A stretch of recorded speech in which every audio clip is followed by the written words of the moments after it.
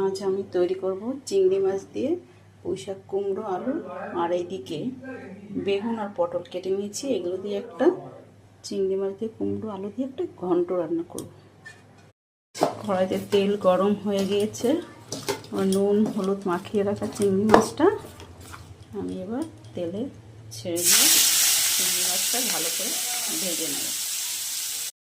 চিংড়ি মাছটা ভাজা হয়ে গেছে, নামিয়ে নেব।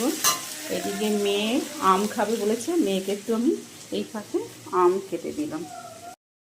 কড়াইতে পাঁচফোড়ন, লঙ্কা, তেজপাতা দিয়ে দিয়েছি ফোড়নে।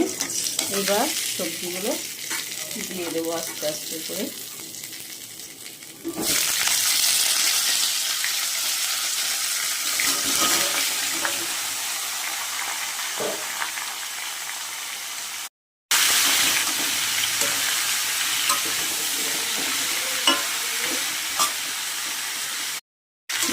সবজিগুলো ভালো করে ভেজে নিয়েছি।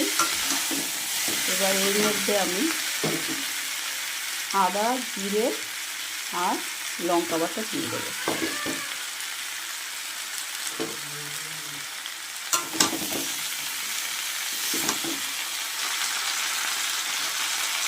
লবণ দিয়ে দিলাম,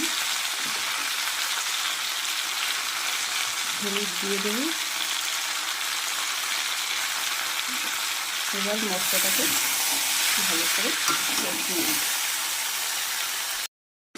চিংড়ি মাছগুলো এবার আমি দিয়ে দেবো। চিংড়ি মাছগুলো দিলাম একটু। চিংড়ি মাছটা দিয়ে এর মধ্যে আমি একটু চিনি দিয়ে দেবো।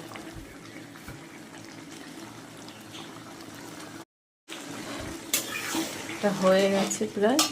নামানোর আগে চিনি দিয়ে দেবো একটু, আর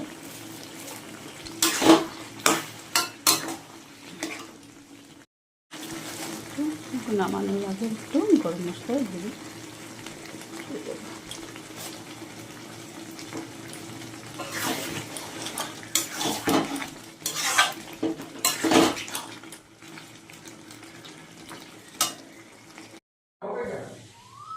বন্ধুরা দেখুন, ঘন্ট রেডি হয়ে গেছে। এবার খাবার অপেক্ষায়। ঘন্টটা কিন্তু দারুণ হয়েছে, দেখে মনে হচ্ছে খেতে খুব সুন্দর লাগবে।